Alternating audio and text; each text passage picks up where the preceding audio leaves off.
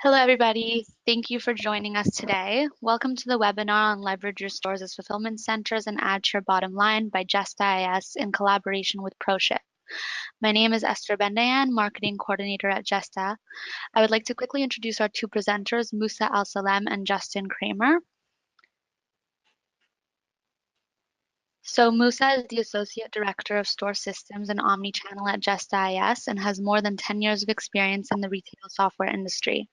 Justin is the Global Product Manager and co-founder at ProShip and has designed shipping solutions executing more than 1.1 million labels a day. Please note that throughout this webinar, we will be inserting polls that you can answer directly from your computer. So if you have any questions, please type them in the appropriate box and we'll get to them at the end of the webinar. I'm going to now allow Musa to introduce the topic further. We hope that you enjoy. Hi, everybody. So today's topic is about fulfillment and how you can leverage your stores as fulfillment center, and what are the benefits and challenges that come with that. To go quickly through the agenda, we're going to talk about the different sources of inventory where you can fulfill from, why fulfill from the store, or why think about fulfilling from your stores. We're going to go through the components of store fulfillment. Let's say you think about embarking on this project. So what do you what to think about before doing so? And we're going to elaborate more about the fulfillment, different fulfillment strategies, such as last mile delivery and crowdsourcing, and some interesting topics that are very relevant in today's retail world. So to start, I'm going to talk about, we're talking about fulfilling from the stores. So I'm going to talk about first the difference between the warehouse and the stores. Typically, retailers have been fulfilling their orders from warehouses. So that is a fair comparison to make, but there are some main differences between both that impact how we deal of each when it comes to fulfillment. So while the role of the warehouse is to store products, the main role of the store is different. Is to serve customers and make sales, right? So because stores receives inventory, receive customers, and they make sales and returns and probably transfers. And more now, retailers are looking into the stores as distribution centers. So to add to the already complex environment at the stores of customers and returns and inventory counts, we're adding more to this environment by looking at the store as a distribution center. However, unlike warehouses, that are a bit more static or inactive, the store, as we said, has a continuous movement and is much more complex operation that needs to be taken into consideration, right? Of course, these are not the only two sources of inventory. There are other. The next slide.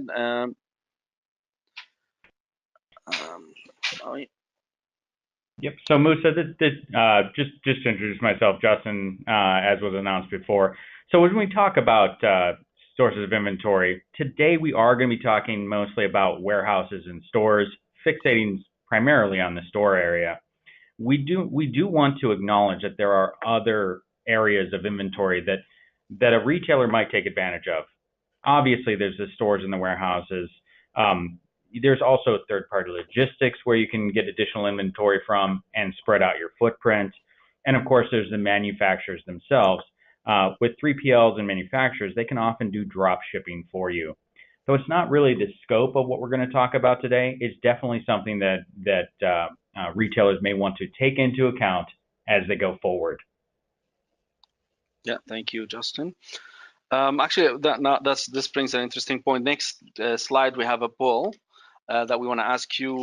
We want to ask the attendees to answer. Where do you fulfill orders from usually? So as Justin mentioned, there are these four sources of inventory. One is the warehouse, two is the stores, the 3-party logistics, and directly from the vendor or dropship. You can, I think you can select more than one. So please select how many of those are you using and which ones. I'm gonna take. I see some answers coming, so I'll give it a few seconds.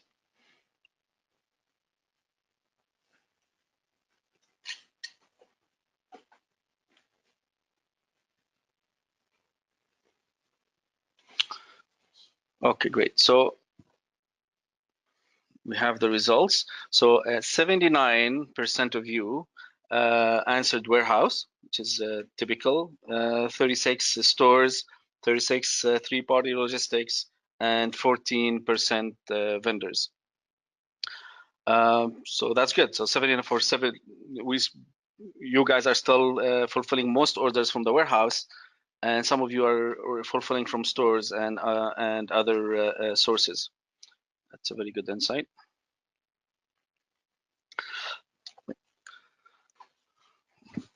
So when we do any of the projects that in today's IT or retail IT world, the most important thing, if you're not doing so already, the most important thing to think about is the customer experience. So anything that we're doing, or any project we're embarking on, customer experience has to be at the heart of it, right? So and fulfillment is no different to that. Actually, fulfillment is one of the most important touch points that your customers have with your brand or with your stores. So having that in mind, keeping that in mind will let you be successful at your project. So we keep talking about customer experience and customers' expectations. So what do customers expect? Of course, to give a customer a positive experience, we should at least start with fulfilling their expectations. And we talked about how the expectations has risen. So let's say what do customers expect? The first thing is order accuracy. And when I say order accuracy, that's both for the orders have to be accurate, whether in their content or in the delivery date that you give to your customer. An inaccurate order can have a negative impact on your customer experience, of course, with your brand, let alone the load that it will add to your operations to correct that order, from calling the customer service to coming into the store and occupying the lines and processing the returns. So an accurate order is one thing we expect, customers expect, and we as retailers expect to have a higher rate. Justin, do you have something to add for the shipping accuracy? Yeah, so as we go through here, the next thing that we really do want to look at is the multiple delivery options, and this is an area where it's ever expanding in the industry right now. We all are familiar with the standard express and ground solutions. Some people even use the United States Post Office directly within their stores and their warehouses. But there's also postal last mile solutions, as well as BOPUS, also known as buy online, pick up in store. And as you consider these options, it really can modify the way your customers interact with you. It can reduce the amount of time it takes for customers to get product. It can draw customers into stores, and it can also leverage the inventory that is in the stores significantly better. And as you evaluate these delivery options, you may want to execute based upon a random number of things, such as customer loyalty levels. Do you have somebody that's in a loyalty program, so you always are going to offer them an accelerated service? Did you sell them a level of service, let's say a standard versus a premium on your e-commerce site? Or are you pushing a product? Is there a hot item out there that if they purchase that item, their entire order is going to be quote unquote priority or expressed to them? Okay, all of these things that you really want to take into account when you're looking at your delivery options. Parcel visibility and traceability, one of the items that just got added up there. This is one of those areas where now sometimes you want to look at the systems that you have in place. not only your ERP solution that's going to present that information, maybe communicate that to the e-commerce suites, but also the shipping software. Ensure that you have the ability to communicate with all the carriers, and ensure that you have the data paths necessary to make that happen at the frequency which your customers are looking for. So with that, hopefully those are some good ideas as to how the shipping piece can affect your customer's expectation. Musa, let me go ahead and throw it back over to you to talk about returns and reverse logistics. Yeah, absolutely. And just to add a bit about the parcel visibility and traceability. Now, it's one of the customer's expectation. And when we say customer expectation, we think Amazon. That's setting up the standard and the bar very high. With Amazon, you can be or the customer, when buying on Amazon, they can see where their product at the different levels of pick, pack, and shipping, and outside of their warehouse. And that's where having a system that allows you to first, at least your customer service staff should know what happened to a certain order, or where is a specific order is geographically, and then you can maybe think about extending it and give this ability to your customers to check themselves. But it's very crucial that you have that, because not knowing where your order is causes a lot of frustration for the customers, and therefore a bad experience. And another point here that we didn't talk so much about is the fast and free delivery. So people are expecting fast and free delivery for their order. Give me 1 minute. Second. Oh, and also free returns, or more and more we are thinking about how we get items out to customers, but it's more and more crucial these days to think about reverse logistics. So like free returns, and how you get the items back to your stores and on your shelves to sell, or back to your warehouse.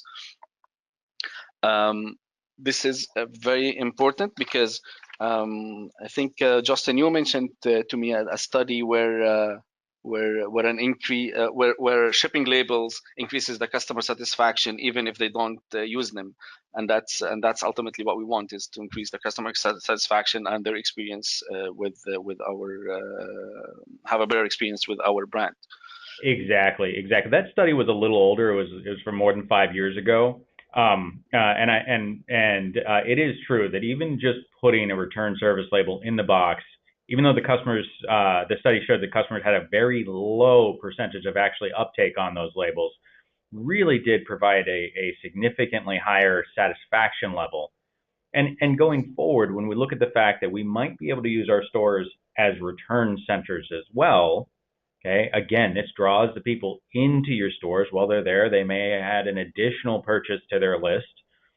But the convenience of not having to pay for shipping, not having to go to the post office or to a UPS or a FedEx drop box to have those returns happen, often is one of those things that really helps the customer have satisfaction with your product and your process.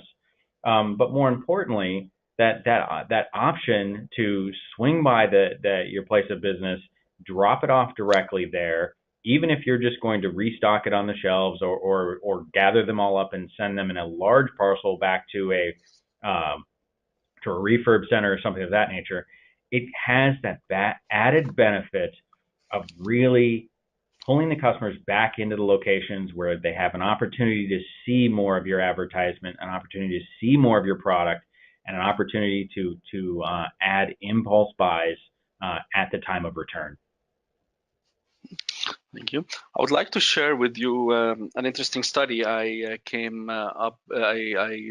found on from Business Insider, and that is retail sales will reach 632 billion by 2020. Digital retail sales. So that is a lot of orders that need to be picked, packed, and shipped and fulfilled, and a lot of orders to get into the customer's hands. So we talked about what do customers expect. Now let's see what benefits or how can you meet the customer's expectation by fulfilling from your stores. So the first benefit is we're going to be talking about here is the speed of delivery. Again, with customers today expecting a 2-day turnaround, and this is the standard out there. Tapping into your stores for fulfillment lets you significantly reduce the delivery times. For example, let's say you have stores in hubs like New York and Chicago or Los Angeles. Using these stores as fulfillment center or like distribution centers allows you to reach a large amount of the population in most of the country, right? Yeah. It is easy to get the package delivered the same day to people who live in these cities because your inventory is already there in your store in that city, you know. On the other hand, however, if you're only fulfilling inventory from one city or from the warehouse, and the warehouse is, let's say, in New York, then imagine how long it will take the package to arrive to your customer who lives in California, for instance.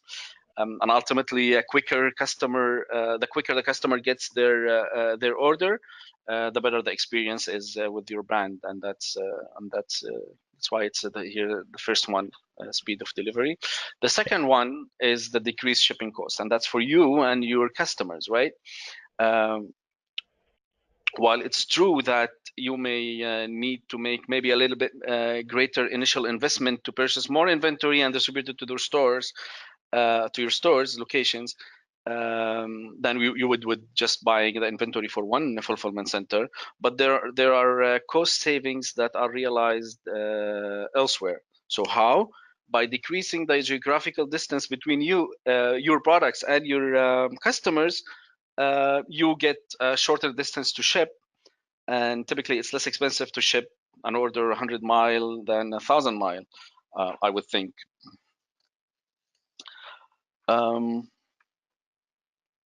When you ship from the warehouse, it can take a long time, of course, and that's because it might be that your warehouse might be in one state further to your customers. This is very important because high shipping costs are one of the top reasons for shopping cart abandonment.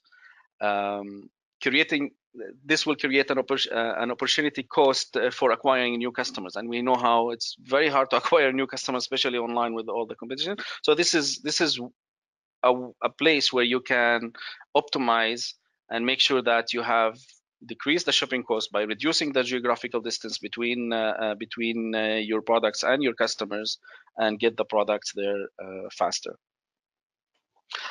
Justin, maybe you have more to add about shipping. You have way more experience. So much more. Yeah. But you know what? I want to backpedal a little bit. I want to go back to speed of delivery because I think that was there's some really good information out there. For example, a 2017 Forrester case study on how Kohl's operationalized its digital strategy. It's a May 31st article out there. You guys can find it. But one of the things that we really wanted to draw from this is in 2016, when Kohl's moved their strategy from a warehouse-only strategy, where they had strategically located warehouses across the country in order to ensure that they were within 1,000 miles of just about everybody in North America, they were able to improve their speed of fulfillment and the fulfillment expenses as a percentage of digital sales while increasing the speed of delivery to the customer by a half a day overall. So every single one of their customers across the country, on average, received their parcels a half a day earlier because of the fact that they leveraged all their stores. Now, at the same time, because as we were talking about earlier, they were leveraging postal last mile solutions, they were leveraging more ground solutions, and they really had the opportunity to reduce all the express shipping that they had to do. Their overall shipping costs decreased. Okay, so when you look at all these things and you take the big picture into account, and you leverage the fact that your stores will be closer to some of your customers than even strategically placed warehouses, you really get an opportunity to not only decrease your logistics spend, but increase your customer satisfaction time by meeting those higher speed, free or low cost shipping expectations that customers now have. That's great. Next benefit we want to talk about is localized product assortment, and this is very important, especially in the age of personalization and customization and tailoring to us or catering to the mass market of one or me. Localized product assortment is the new norm, and Macy's is a great example. They have been doing very well in the last few quarters, and they attributed some of this success actually to their ability to tap into their already localized store inventories for fulfillment. For example, and how will this help you? For example, customers in, let's say in Houston, Texas, they have different preferences or specific preferences, and their stores in Houston they have different assortment of the products that reflects their preferences. It's naturally, right? So as opposed to having a large distribution center that has a nationwide product assortment in the inventory, when the customer is buying online, naturally you would have the products in their local Houston store. So using the store as fulfillment source, localized assortment is already there. So that's a great benefit for you. So you don't have to worry about having multiple assortment in one centralized place. I'm gonna move next to the spreading the risk in case of emergencies. So splitting inventory across locations helps you, the retailer, to be prepared and have options in the event that your orders can't leave a particular warehouse or fulfillment center, right? So the most common examples of this are due to bad weather, but there are other examples of, like, let's say fire or technical difficulties that prevent shipping carriers from making it from that specific fulfillment center. Musa, you bring up a great point there. One of the things that we've noticed out there is that there are things other than what you have in the warehouse that may interrupt shipping capability. There's things that may affect the carriers themselves. There's other technologies within your enterprise stack that may cause this. As a matter of fact, very recently we had a major internet retailer of ours where they've got a great data center, multiple power feeds and multiple level 3 lines, all of these things going on. However, one of the safety features they had was a halon switch. And if any of you've ever been in a data center, halon will protect all of your assets. It will put out any fires. But as soon as you hit that switch, it takes down all power, even if you've got backup generators, even if you've got solar power, even if you've got power coming in from 3 different counties, that data center goes down. And it took 6 hours for this customer of ours to recover their entire enterprise stack and actually start the shipping process within their warehouses again. If there's any decentralization, if there is any not only decentralization of software but decentralization of product, the odds of that reduce significantly. So there are ways to spread risk. There are ways to ensure that maybe you're not going to be able to hit 100% efficiency for a day if you've got one of these technical problems that happens, but you're at least going to be able to hit high 50%, something of that nature. Keeping your customers with the product coming to them, and then have if you automate some options, well, maybe you're going to pay a little more for logistics that next day and a half in order to recover from it, but you're going to maintain those loyal customers, and they never need to know all the work that goes on behind the scenes to maintain that. They're just going to know that they're going to come back to your store, your website, and your business when they make the next purchase because you've met their expectations. Absolutely, a customer experience is not something where we want to compromise on, right? And you better be safe than sorry, as we say. That's a great point. Thank you, Justin. The next point in here is okay. So that's we touch point. Justin, you talked a little bit about that earlier when we talked about returns, but now you leveraging or driving traffic back to your store by using buy in store, buy online, pick up in store. Which is a form of store fulfillment, and it's a great solution, or it's a great strategy, and it has a win-win because buy online, pick up in store combines the convenience of online searching and price comparison to the instant and safest feeling of being served immediately once you walk into that physical store. Also, buy online, pick up in stores bring you more foot traffic to your brick and mortar stores, right? So more traffic equals more sales, and because a visit to the store has, and it's been proven that a visit to the store has a greater chance of conversions and increased transaction size. Actually, there's a statistics out there that says buy online, pick up in stores transactions are responsible for up to 30% of total retail e-commerce sales. So how is that? These are sales that wouldn't have happened if you didn't walk into this store. You order a shoe, you walk into you will go pick it up into the store. Or you order a computer and you go pick up in the store, and then there you see maybe a handbag or a laptop case, and you add it to the transaction, right? So that wouldn't have happened if you just shopped online for a specific item and in and out. That increases the transaction size by at least 30%, which is great. So next, okay, so we talked about all the benefits of fulfilling from stores, which is great. Now, let's say you don't already ship from the stores. So what do you have to think of, or maybe you do, but what else you can think of when you want to embark on this project, right? So the first component of that I'm going to be talking about in here, that it's very essential, you have to have it, is real-time view of your inventory.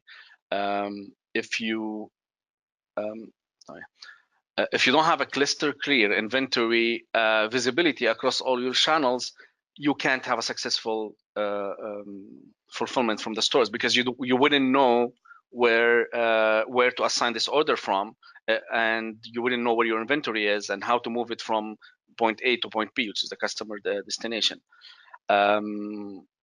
Also, to that point, you have to have a single version of truth. Having different databases that takes time to sync with each other, it is counterproductive.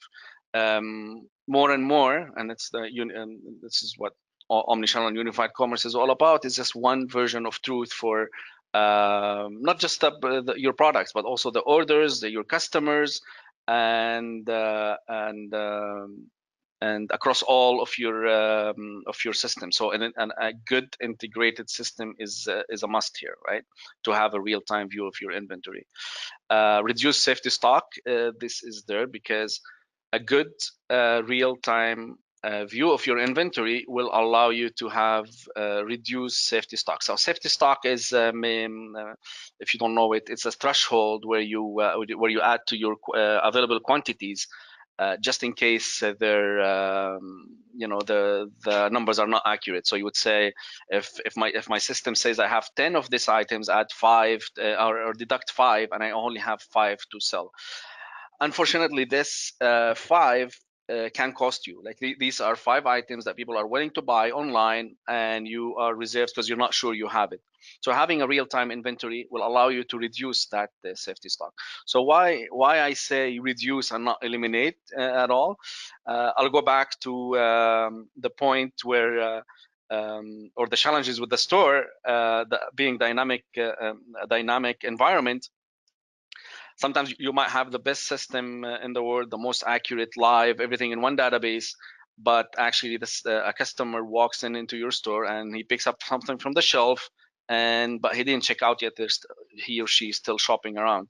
So that item is not actually available to sell, but there's no way for you systematically to know that this is not available to sell. So safety stock there would be a thin safety stock there will be recommended. Another example is damaged items. Like let's say you're selling a shoe, but it's both lifties or mixed sized, and you wouldn't nobody notices until somebody picks it up and is about to sell it or about to fulfill it. So that's where using safety stock is still essential. Unfortunately, but having a real-time view will allow you to put much less safety stock than you would have if you have, let's say, if you work with just one inventory file that gets updated once a day and etc. Okay, so your order management also or your view of your inventory should be channel agnostic, right? It doesn't help if you have live inventory in your warehouse, but you don't have live inventory view from your stores.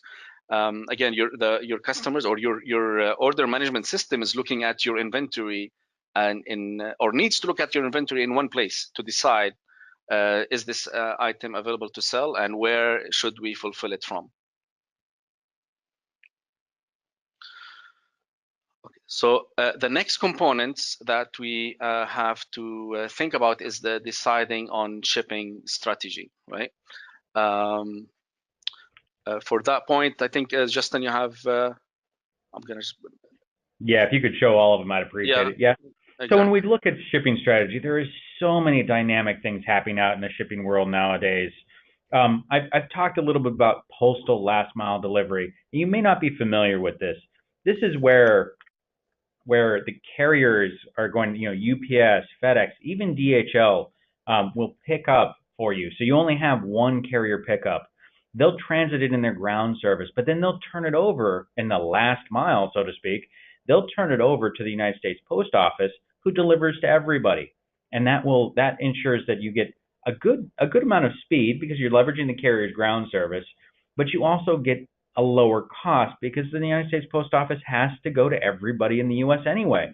So to go ahead and make that delivery, that has been something that, especially when you have shortened that delivery distance, being able to incorporate these postal last mile solutions becomes a lot easier to still do that within that magic 2-day window that everybody is expecting to compete with some of the major internet retailers out there.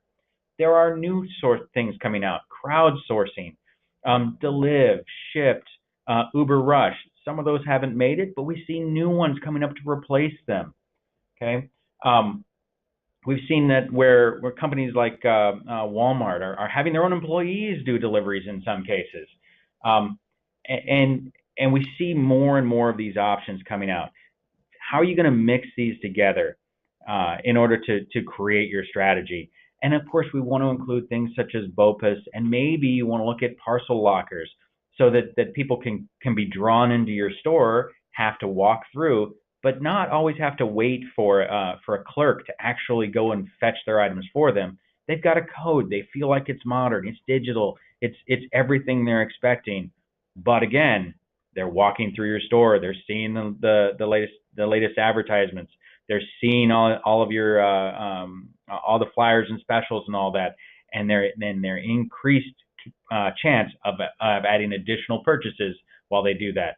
And let's not forget that BOPUS costs you nothing to UPS, FedEx, or the post office. Okay, so there's all of these things that you want to actually look at as you put your shipping strategy together, as you expand out to other inventory sources rather than just your warehouses.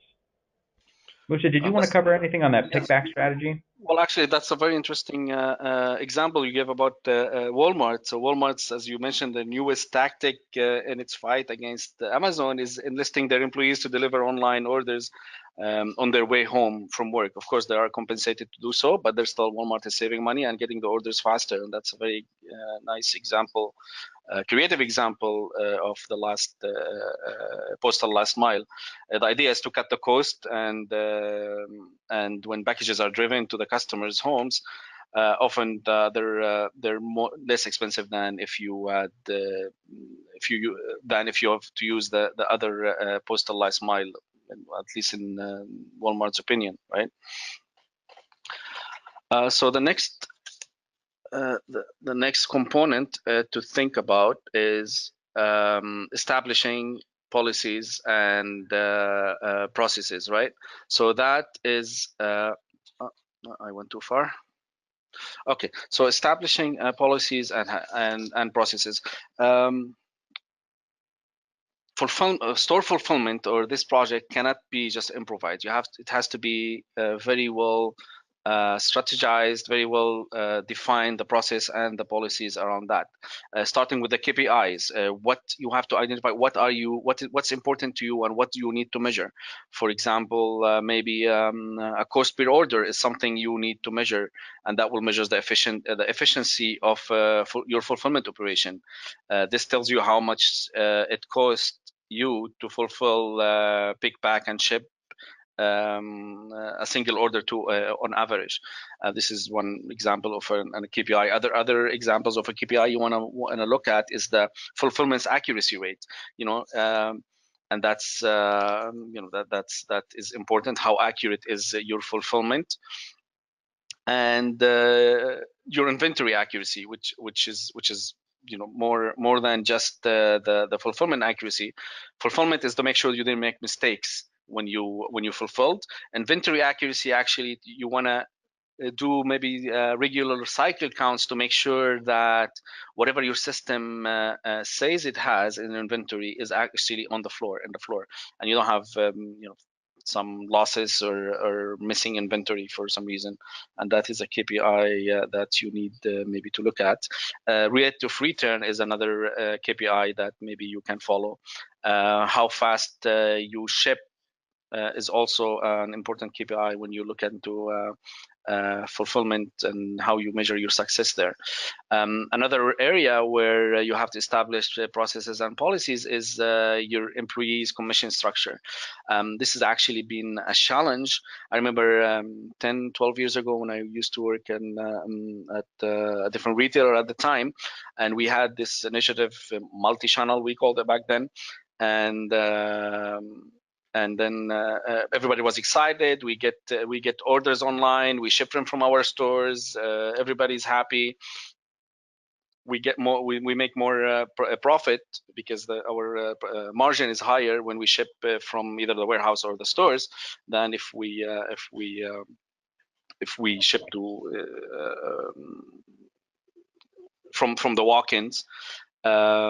Except that the problem was we saw that more and more employees were protecting their inventory. So they were rejecting fulfilling orders because they want to make commission on selling them. They don't want to fulfill the orders and not be able to fulfill it. So one way retailers realize they have to tackle this issue is by having the sales associate or the whoever is fulfilling the orders make commission on whatever they fulfill, or at least share the commission on whatever they fulfill. This way will give you a greater adoption rate for your orders, a better experience for your customer, and your employees are happy and they're working with you, as opposed to seeing this new thing as a threat to them and their commission and sales target, right? Business rules is another one that you have to think about, and that comes. What I mean here is basically what routing rules, for example, and we'll touch on that in a later slide also. But like, for example, routing rules. Do you want to have combine the shipments? You want to ship from different places? Do you value more speed of delivery or cost of delivery? All these rules, you have to set them up, and they don't have to be statics or set in stones. You should have the ability to change them as you please, and should be easily configurable. So that's I don't know if Justin, you have anything to add into the processes and policies? There is a lot of processes and policies, but I would say that that's really something that where whoever you're working with as a partner, an ERP, a fulfillment partner, a shipping partner, whoever it is, you should be able to work with them, and they should be able to bring a lot of these intelligent rules to you, um, get you thinking, and help you establish some of these with best practices that they see amongst their own customers. Other than that, no, I think you covered all of it. Perfect. So the next component is automating, right? So I'm gonna put them all here. Okay, so wherever you can automate, you should do it, because that will eliminate, will save you time and will eliminate human errors, right? So the first area where you can automate is checking the inventory availability. Your store staff should not be calling other locations to see if the inventory is available or for the customers to order, right? You should have, at the click of a button, the system should give you exactly how much you have, where, or at least if this is just a simple, yes or no question. Yes, you can sell it. No, you can't sell it. And this should be on the spot, because customers will not wait until you call, or it's not, it's not expected that they're going to spend time before you tell them that, yes, I can take your money and here's your product or here's your order. So this is very important to automate, and this ties very well into having a visibility, like 360-degree visibility, crystal clear visibility of your inventory and its locations, right? The second thing is definable routing rules. Let's say you value, like you value more shipping from different locations than concatenating all these shipment in one shipment, or maybe you want fastest to the client, or maybe cheapest, or the best of all is have the best sweet spot between cost and speed of delivery, right? So you should have the ability to define these rules, or maybe you can set up the rules based on the sales velocity at a certain store. You don't want to assign the order to a store who has more more of this item but have a greater sales velocity, so they have a greater chance of selling or needing this item for an offline sale, than a store who has maybe less inventory of this item but they have a very few or less or smaller sales velocity, so the likelihood of them needing this item is less. So your routing rules has to be smart, and they have to be you have to be able to change them. Let's say it's a few days before Christmas and you want to get all orders in for time, so you should be able to go quickly and change your routing rules to favor speed of delivery, even if you were going to maybe lose at some of these deals, but then you will get items to customers on time for this very time sensitive time of the year, right? The other area where you should automate is, or why you should automate, is to minimize the need for manual intervention, and that is everywhere. Like anywhere where you can automate, that means less human errors, and that's better order accuracy, and that's better customer experience. It's also, Go ahead. it's also areas where when you automate things, you prevent small costly things from happening, especially in the shipping world. We see this a lot. We say where a customer is expecting a delivery tomorrow. It's early enough. We're going to get it in today's pickup. This is something that a ground service often can deliver for us. So if we're going from one side of New York to another, that's a ground shipment. But your employees in the store may not know that. They see that it is an express shipment. It needs to be delivered tomorrow. So not only do they select an express service, but they select a next day express service, which can be 4 or 5 times more expensive than the ground service that would give the customer the same delivery experience. So there are a lot of areas for honest mistakes to occur unless we automate those things out. Absolutely. And the other point in here, order assignment. Let's say where do you assign your order? That should not be a manual intervention. It should not be a manual process. The system should be able or should be smart enough to assign the orders to the right places. And that goes back, how does the system know, or how does the system know where to assign the orders? You have to give it accurate information on that time. So that's accurate information about your products and visibility, and accurate information about your shipping costs. And as you mentioned, it might be cheaper to ship faster than slower. With the store staff wouldn't know it, but the system would. With a good integration with an integration with the shipping software that will tell you on the spot, this is the best ways to get this item from A to B, and these are the costs, and then you'll factor all that into your order assignment or automated order assignment process, and that will be it, and everybody will be happy, and it's a win-win situation.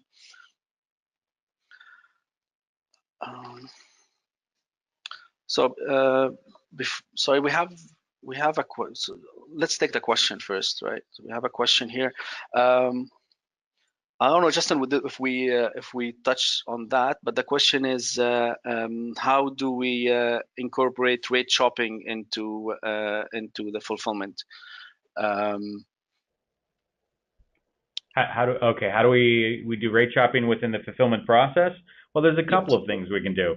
As the order is being pulled in, the ERP or the CRM software or the order management software, because of course there are lots of overlap in the enterprise software stack, can ask the shipping software questions like, what would the cost be to ship from this inventory location versus another inventory location? And of course, the more inventory locations you have, the more questions that you can ask the shipping software. By doing that, at that point in time, you may add that information to where you source the product.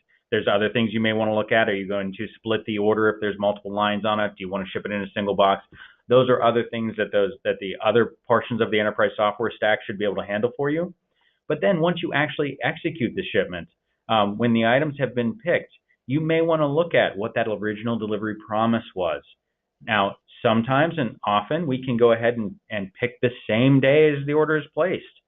Other times, if we push that out to a store, that store may have had a large run of customers, and your sales associates and your store colleagues are unable to actually get to the picking process and do that because they're too busy restocking, they're too busy dealing with in-person customers. And so we may need to make a decision as to whether or not we accelerate that, or whether we're able to take advantage of a ground solution, or better yet, a lower cost postal last mile solution. So there's lots of areas in that process where we can go ahead and leverage integration between different parts of the enterprise software stack. Okay, perfect. That's good. So next, we have another question, but before we think in that question, we have a question for our audience, and it is: do you currently have a real-time view of your inventory? Is it you do or you do not, or maybe sort of, but not really, or it's an ongoing project, or maybe not applicable? So let's post. The poll is open.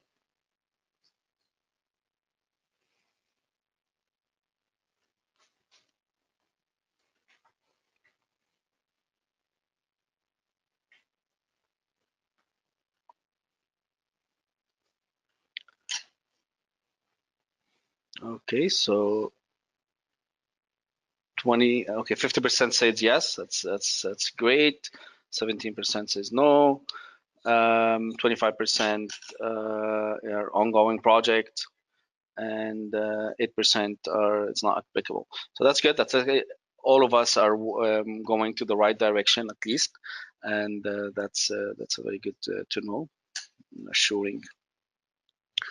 Okay, so the other component, the next component that we want to talk about when we think of fulfilling from stores is the physical space in store, and that is you need the physical space to store your inventory first of all, and you need this physical space for your packing station where your staff will pack the orders, and you need a section where you put the orders to be shipped, waiting for your carrier to come pick them up, and you need a place to store or for a place for store pickup, or a store pickup counter, let's say, where your customers can walk in and say, I have an order to pick up and here's my information.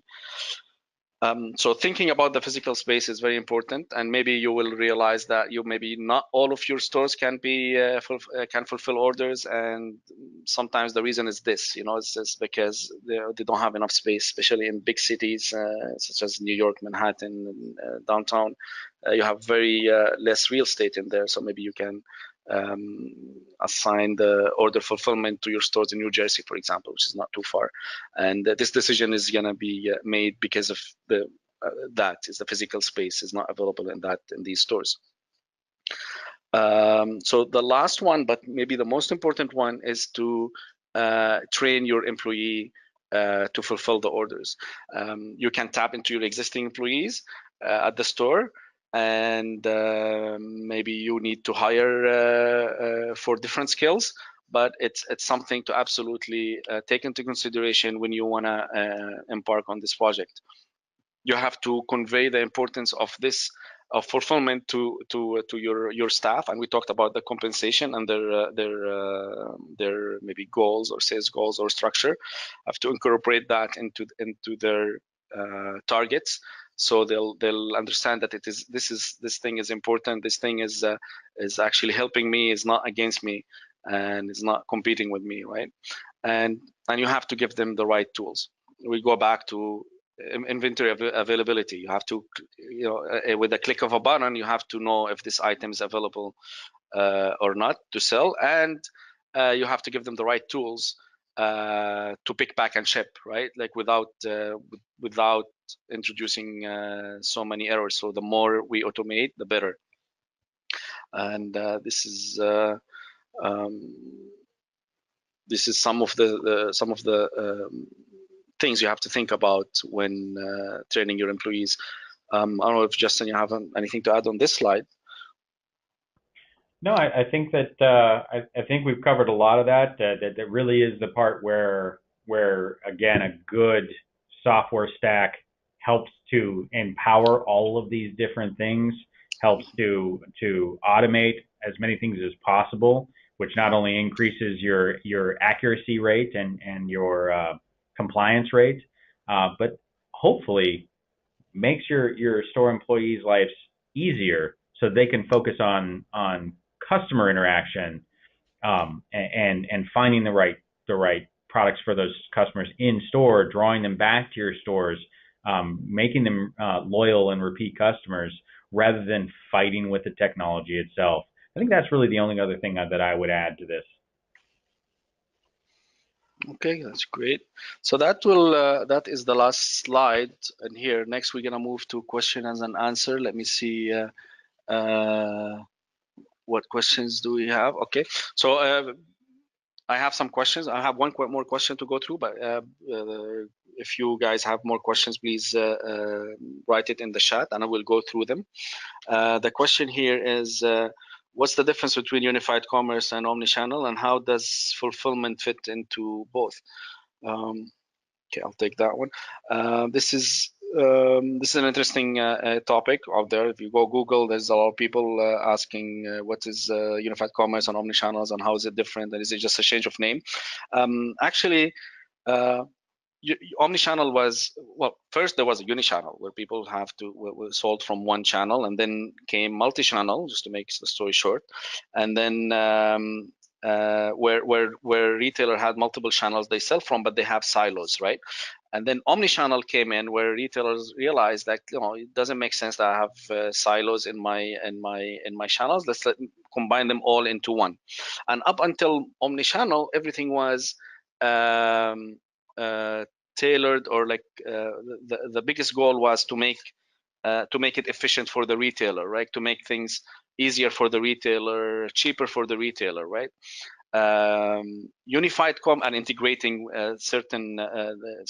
integrating all the different types of software into one, right, from all your channels. Then came unified commerce, which is just another evolution of omnichannel. And for me, it's a continuous for that. You have to have an omnichannel to have a unified commerce. Omnichannel means that you have everything is integrated. You have one view of all your system talk to each other. Unified commerce comes in to put the customer experience in the middle. So now, instead of doing everything to make things efficient for the retailer, now we're doing everything give a better experience for our customers. So it's more, unified commerce is more moving the customer in the middle and doing everything around that, or all the projects that we do, or all the integrations that we do with that in mind.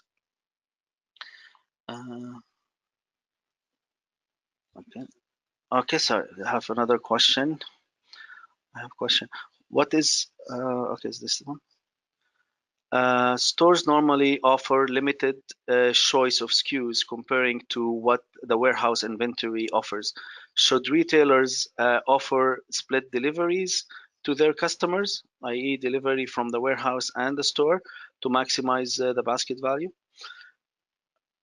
I don't know, do you want to take that, Justin? I can take it. Or Yeah, I think it really depends upon what your value proposition to the customer is. If your proposition is if you're a higher end retailer and the presentation is extremely important, you may want to ensure that everything comes together. On the other hand, if a lot of your customers are worried about value and speed, splitting that order can provide exceptional speed. It can provide, again, let's say you assume you've offered a 2-day delivery time. It can allow a next day delivery for the items that are in that local store, and a 2-day delivery for the items from the warehouse.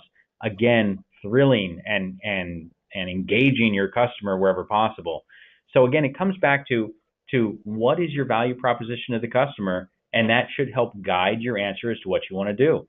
And maybe you even give the customer the option. I've been on many a retailer's website where I have the option to choose faster shipping or all of my items delivered together. So if you have the technology capability, you can split the difference and do both. Okay, great. We're running low on time. We have more questions that we can take, so we're gonna email the answers. But maybe we have time for one short one, or you tell me, Justin, if that's a short, a quick answer there. The question is, what's crowdsourcing? Crowdsourcing. So this is just like Uber crowdsourced the taxi environment. Airbnb has crowdsourced letting out your room for a weekend. All of these things. There's companies out there like Deliv. Uber was doing it for a little while with a product called Uber Rush, where you could actually via an API, when you did a shipment, you could have that basically these on-demand couriers come and pick up your product and deliver it to your customer.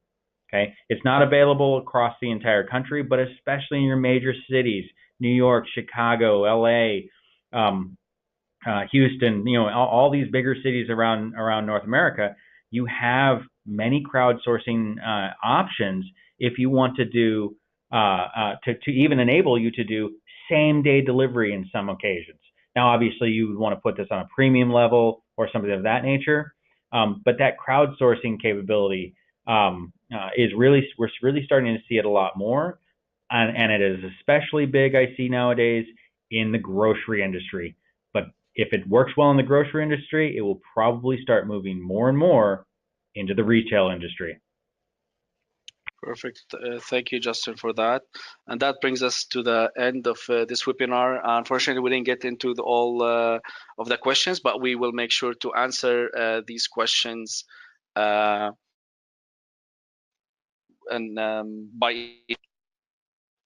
Thank you, everybody, for attending. And this session is recorded, and we're gonna post it for future reference. Justin. Thank you, everybody, as well. I'd just like to extend my thanks, and I look forward to talking to you all in future webinars. Thank you.